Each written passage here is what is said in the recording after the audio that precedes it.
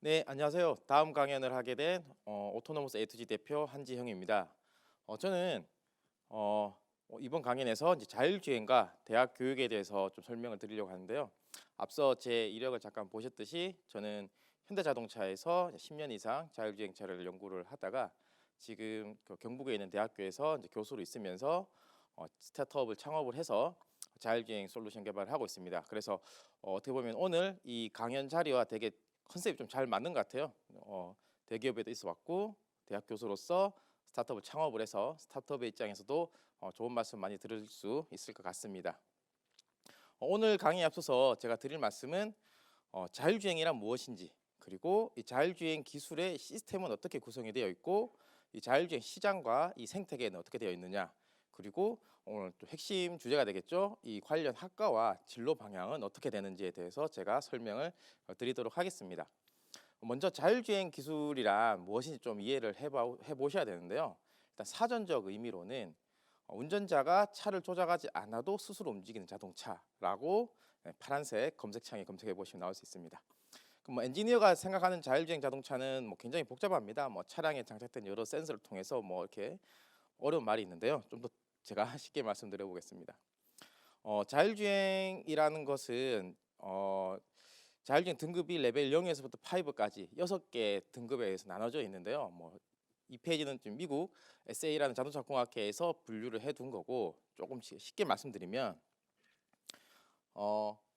자율주행 3단계부터가 이제 자율주행이라고 할 수 있습니다. 0단계부터 5단계 중에서 1, 2단계까지는 ADAS 기능이라고 하죠. 주행 보조 개념이고, 자율주행은 레벨 3 이상이라고 하는데요. 요즘에 이제 굉장히 이슈가 많이 되고 있는 테슬라 자율주행은 레벨 2입니다. 정확히 따지자면 자율주행은 아니고 주행 보조 개념인 거죠. 그럼 레벨 2와 3의 가장 큰 차이점은 운전자의 전방 주시 의무입니다. 그러니까 레벨 2까지는 손과 발이, 이 그림의 페이지 보듯이 손과 발이 자유스럽지만은 이 눈과 두뇌는 항상 그 운전 전방을 주시를 하고 있고 주의를 긴장을 하고 있어야 되는 거죠. 하지만 레벨 3가 되면서부터는 운전자가 전방 주시 의무가 없어집니다.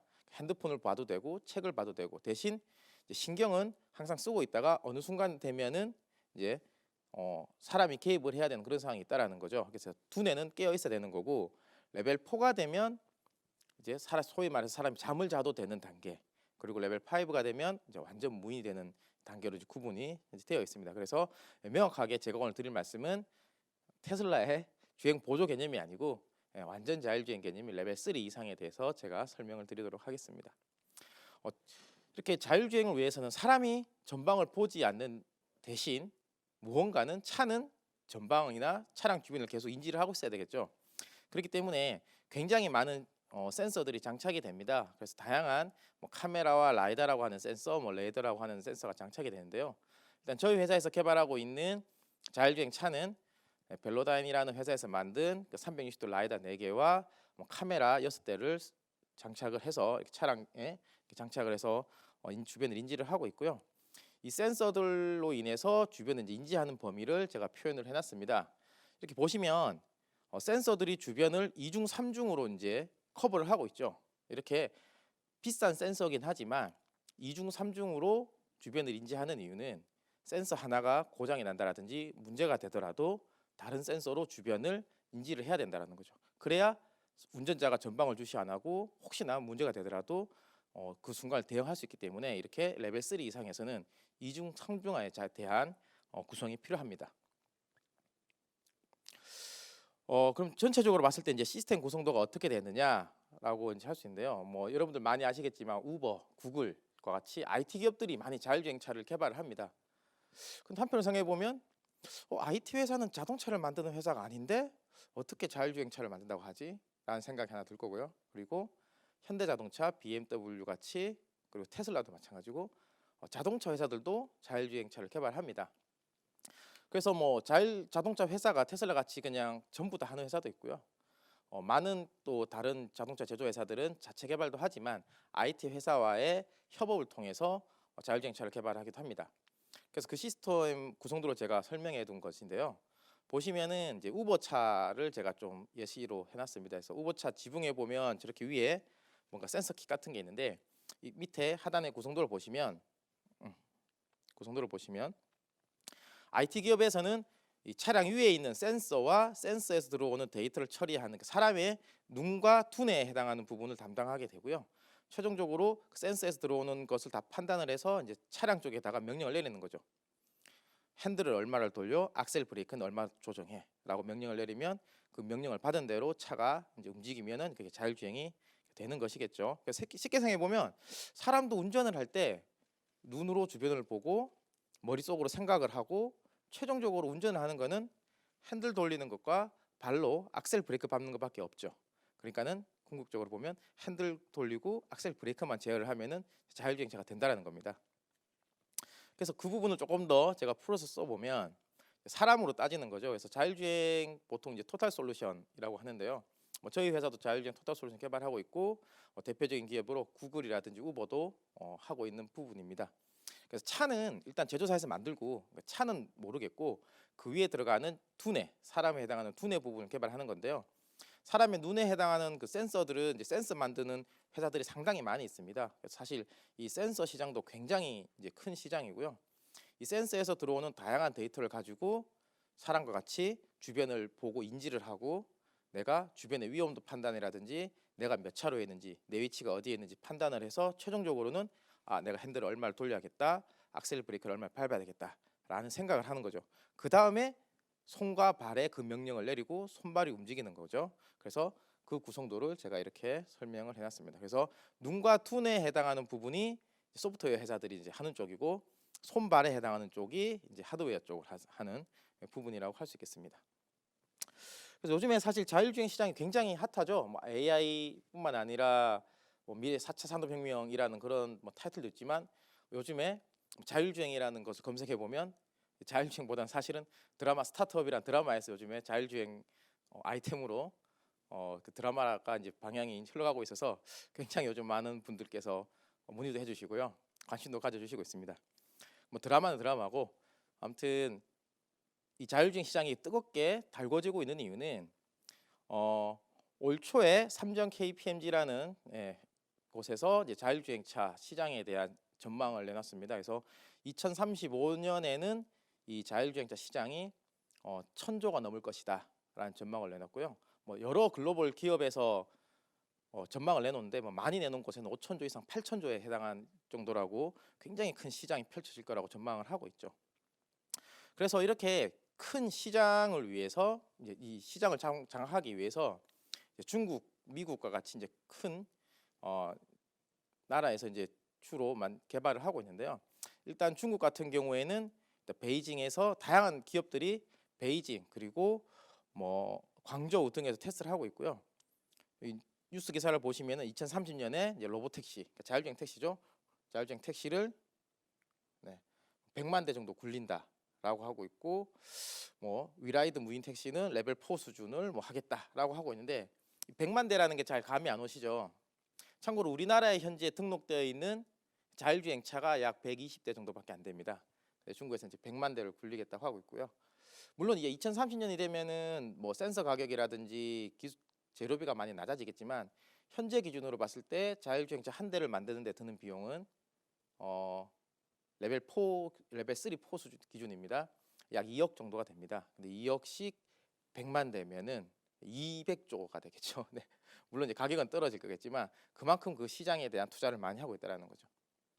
당연히 미국도 구글을 필두로 해서 웨이모를 필두로 해서 이 무인 택시에 대한 시장에 대한 걸 준비를 하고 있고요. 실제로 구글은 애리조나에서 이렇게 무인 택시 서비스를 상용화해서 일반 시민들을 대상으로 서비스를 하고 있습니다. 물론 이제 국내에서도 저희 기업도 마찬가지로 올 연말 기준으로 지금 일반인 대상으로 서비스를 하려고 준비를 하고 있고요. 그러면 이렇게 많은 기업들이 아까 뭐 시장이 몇천 조라고는 하는데 왜 이렇게 기업들이 투자를 하고 있고 어떻게 수익을 올릴까에 대한 이해가 가장 중요할 것 같습니다. 결국에는 이 시장 논리고 수익의 논리에 의해서 기업들은 움직이니까요. 일단 보시면 제가 아까 우버 차량을 잠깐 보여드렸는데요. 우버 택시, 공유 택시죠. 공유 택시의 매출 구조를 보면 공유 택시가 매출을 100이라고 보면 그 중에 운전자에게 지급되는 그 비용이 70%가 가고요. 기업의 이익은 약 30%가 됩니다. 그래서 우버에 제가 올해 매출을 한번 봤는데요. 3분기 매출이 약 3.5조 원이더라고요. 그러면 1년이면은 약 12조가 되겠죠. 그 12조 중에서 운전자에게 지급되는 비용이 1년에 약 8조라는 거죠. 그러면 이제 이게 완전 자율주행이 되어서 운전자를 대체할 수 있으면 쉽게 말해서 우버는 1년에 가만히 앉아서 8조를 벌게 되는 거죠. 그러니까 엄청난 시장이라는 거죠, 이게. 그렇기 때문에 기업들은 지금 엄청나게 대기업들은 여기 이 시장을 위해서 지금 뛰어들고 있고요. 이 무인 택시 외에도 사실은 훨씬 더 다양한 이 시장이 있습니다. 사실 뭐 저희 같이 스타트업도 이런 그 승용차 외에 다른 시장이 있어서 기술 개발을 하고 있는데요. 보시는 바와 같이 일반 승용차 기반의 완전 자율주행차는 사실 저희 같은 스타트업이라든지 당장 상용화 좀 되긴 힘듭니다. 그 글로벌 기업들이 굉장히 오랜 시간 엄청난 예산을 투자를 해서 해야 되는 부분이 있는 건데, 왜냐하면 그거는 이제 일반 도로에서 일반 차들과 혼재되어 있고 굉장히 고속으로 달리기 때문에 뭐 어려운 기술이라고는 할 수 있지만, 이 그림에서 보시는 바와 같이 이런 스마트 시티라든지 그리고 일반 도로가 아닌 대형 공장, 예를 들어서 뭐 놀이동산 같은 거 될 수도 있고요. 대형 물류센터, 그리고 일반 차들이 다니지 않는 대형 요즘에 주거 단지 내에서는 이렇게 시속 뭐 20km 내외로 달리는 무인 셔틀버스 같은 것도 굉장히 큰 시장이라고 할 수 있습니다. 왜냐하면 이 시장도 결국에는 운전자를 대체할 수 있는 부분이기 때문에요. 기업 입장에서는, 운영하는 기업 입장에서는 굉장히 유용한 서비스가 될 수도 있을 거고요. 그리고 이제 이런 것도 있으면 농업에서도 활용할 수 있습니다. 뭐 저희 나라에도 많이 지금 하고는 있는데, 이제 해외 같은 걸 보면 굉장히 이제 대규모로 농사를 짓죠. 대규모 농사를 지을 때 그 넓은 곳을 이제 사람이 하지 않고 이렇게 무인 트랙터 같은 걸 적용을 한다면 이 농장 주인은 핸드폰으로 이 경작에 대한 진도를 체크를 할 수 있을 거고, 이 트랙터는 혼자서 다니면서 씨도 뿌리고 수확도 하고 할 수 있는 그런 기능을 할 수 있습니다. 그래서 제가 봤을 때는 무엇보다도 이 트랙터 쪽이 가장 빨리 상용화가 될 거라고 보는데요. 그 이유는 일단 사람을 탑재하지 않고 사람이 탑승하지 않기 때문에 혹시 모를 사고에 대한 안전도에 대한 대비가 되어 있는 거죠. 그래서 혹시나 고장이 난다라든지 문제가 돼도 그냥 자기 혼자만 기계만 고장 나면 되는 부분이기 때문에 기술적으로 봤을 때는 굉장히 빨리 좀 상용화될 수 있는 부분이라고 저는 생각을 합니다. 다음으로는 이렇게 일반 도로에 다니지만 최고 속도 10km 내외의 특수 목적 차량 같은 경우에도 굉장히 빨리 상용화가 될 거라고 예상을 하는데요. 이렇게 청소차라든지 살수차 같이 이런 차들 같은 경우에는 일반 도로긴 하지만 굉장히 천천히 다니고 혹시나 차에 이상이 생기면 그냥 차를 세우면 되기 때문에 기술적으로 접근하기에도 굉장히 쉬운 쪽이죠. 그리고 이 또한 마찬가지로 뭐 운전자를 대체할 수 있는 기술이기 때문에 이걸 운영하는 사람 입장에서는 굉장히 효율적인 부분이라고도 할 수 있겠습니다. 그리고 요즘에 이제 전 세계적으로도 많이 이제 이슈가 되고 있는 부분인데요. 저희 나라에서도 이제 해수부에서 얼마 전에 기사를 냈던데, 이런 항만 내에서도 이런 무인 컨테이너를 실어 나르는 자율주행 시스템을 지금 도입한다라고 발표를 했습니다. 이와 같은 경우에도 어차피 항만은 일반 도로가 아니고 이제 제한된 지역이고 일반 차들이 혼재되지 않고 이 트레일러들만 다니기 때문에 이 또한 자율주행 기술을 적용하기에는 굉장히 쉬운 영역이라고 할 수 있겠습니다. 그리고 요즘에 뭐 많이 나오죠. 배달의 민족 같이, 그리고 뭐 아마존 같은 데서도 많이 하고 있는 건데요. 이제 아마존에서 굉장히 이 기술 개발을 많이 하고 있는 부분인데, 무인 배송, 무인 택배, 요즘에 코로나 때문에 더 많이 이슈를 받고 있는 부분입니다. 그래서 일반 생활 속에 이거는 뭐 차라고 하기보다는 로봇 모빌리티 개념인데요. 이렇게 무인 배송 쪽에도 자율주행 기술이 접목이 될 수 있겠습니다. 그런데 실제로 이 자율주행 기술을 개발하는 기업들은 굉장히 많이 있는데, 여기 이 강의를 듣고 계시는 소비자분들, 일반인 분들께서는 아직까지는 뉴스로는 뭐 굉장히 많은 기술이 개발되어 있다고 하지만 실제 접하기는 아직까지는 어려운 단계입니다. 왜냐하면 이 영상을 보시겠지만 우버라든지 뭐 테슬라 마찬가지로 굉장히 글로벌 기업들이 많이 연구를 하고 있지만 중요한 건 이제 사고입니다. 뭐 99%가 잘 된다 하더라도 한 번의 사고로 인해서 이제 인명 사고가 나기 때문에 그 완성도를 굉장히 높여야 되는데요. 지금 뭐 우버 같은 경우에도 요즘에 약간 주춤한 이유가 2018년에 이 레벨 4 자율주행 테스트를 하다가 인명 사고가 난 적이 있습니다. 주변을 인지를 잘못해서 인명 사고가 난 적이 있었는데요.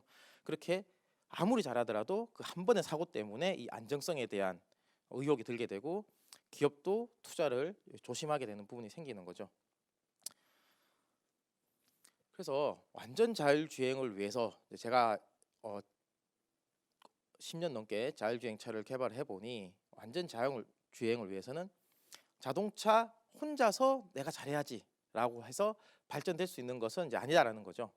그래서 기본적으로 자동차가 주변을 인지를 잘하고 종방향, 횡방향 제어를 잘해서 잘 달려야 되겠지만 그 외에 보다 높은 인지 성능 향상을 위해서 통신이 외부 통신이 연결돼야 되고 그 차량에 통신을 주기 위한 인프라, IT 같은 기술이 동시에 개발이 돼야 됩니다. 그리고 이런 기술 외에도 사실 아까 뭐 사고 났을 때 그런 게 왜 이슈가 됐냐면 실제 자동차 일반 사람이 운전하는 자동차도 사고가 굉장히 많이 나죠. 근데 하루에도 뭐 수백 건의 사고가 나지만 그거에 대한 이슈는 안 되지만 자율주행차가 사고가 났다 그러면 굉장히 이슈가 되고 그거를 준비하는 기업에서는 상당히 큰 타격을 받는데요. 저는 그 이유가 이런 법, 제도, 보험 등이 아직 구비가 안 되어 있기 때문이라고 봅니다. 사고가 났을 때 그에 대한 적절한 뭐 보상 체계라든지 그에 대한 적절한 뭐 책임 소재를 논의할 수 있는 법이나 제도가 완벽하게 구제가 되어 있다면 이슈가 될 것도 없죠. 누가 잘잘못을 했고 어떻게 보상을 해줘라고 하면 되는 건데 그런 사회적 법과 제도, 그러니까 사회 수용성이 아직 갖춰지지 않았기 때문에 굉장히 이제 어려운 부분이죠. 그래서 뭐 자동차 외에 통신, 인프라, IT 그리고 여기 적어둔 뭐 법, 제도, 보험 등 이들 중에 하나만 없어도 제가 봤을 때 우리가 생각하는 그런 완전 자율주행 차는 실제 상용화가 되기는 힘들지 않을까, 네, 그렇게 생각을 합니다.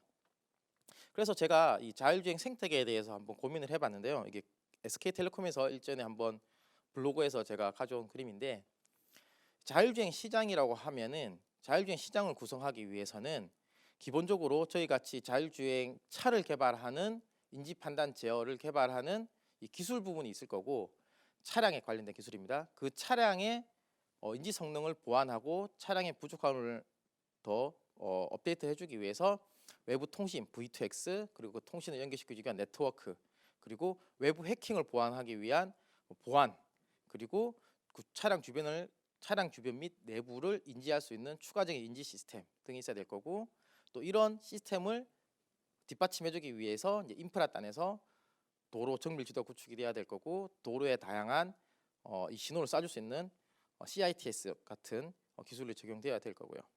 그리고 또 이런 모든 거를 뒷받침해줄 수 있는 이제 정책이라든지 정부의 법이 만들어져야 될 건데요.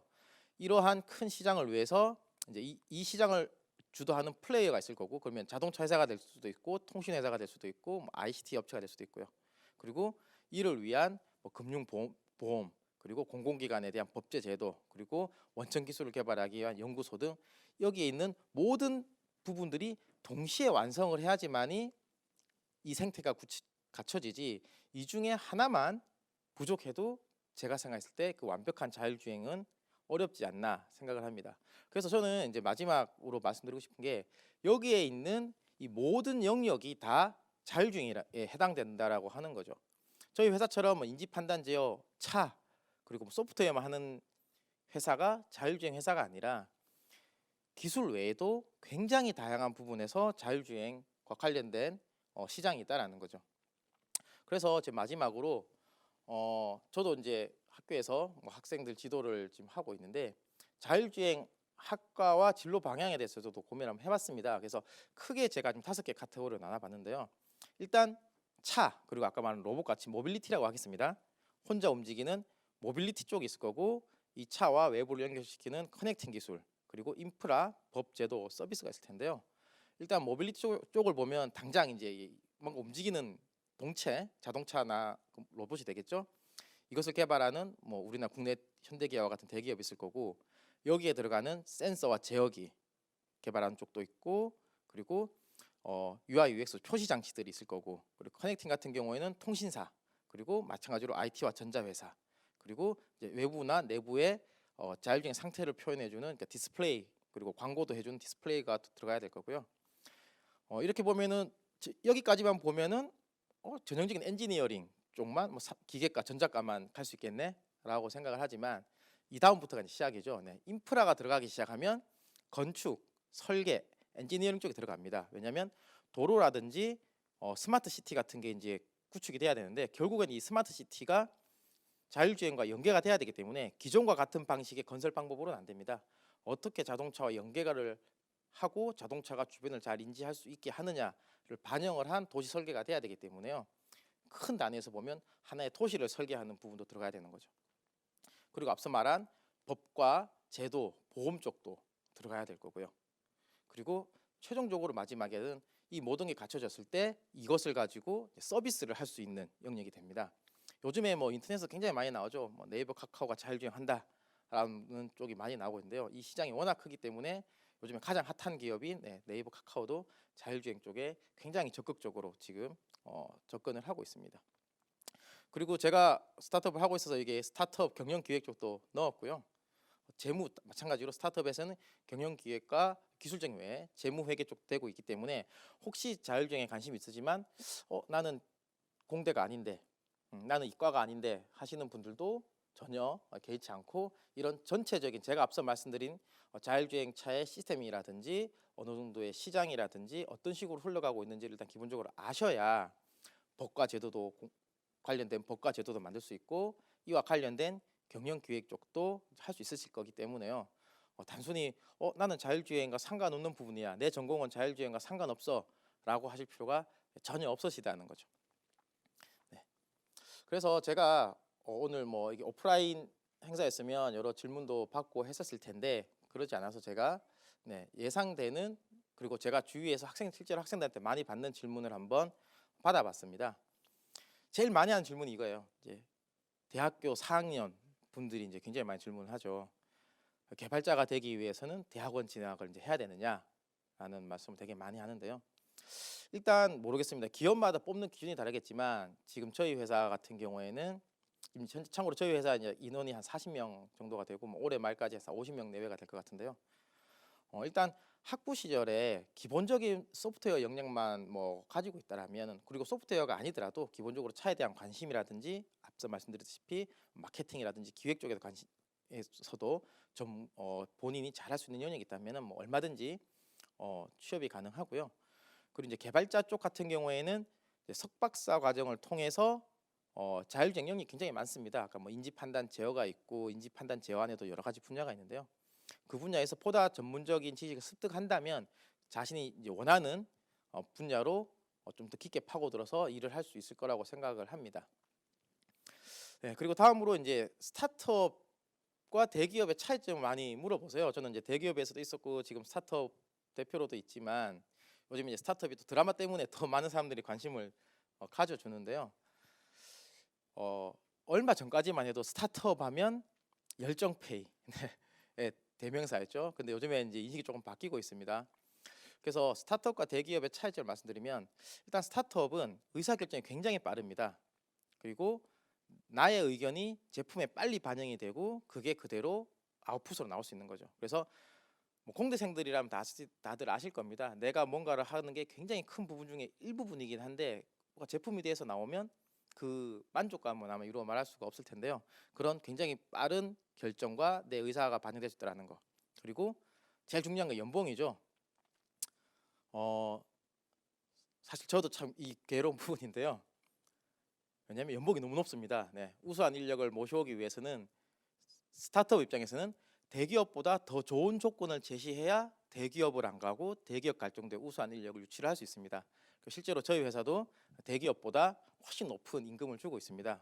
많게는 1.5배 이상을 주고 있고요. 그래서 여러분들께 생각하시는 열정페이가 아닙니다. 요즘은 스타트업들이 오히려 연봉 수준에서 보면은 대기업보다 더 높은 수준으로 지금 책정이 되어 있습니다.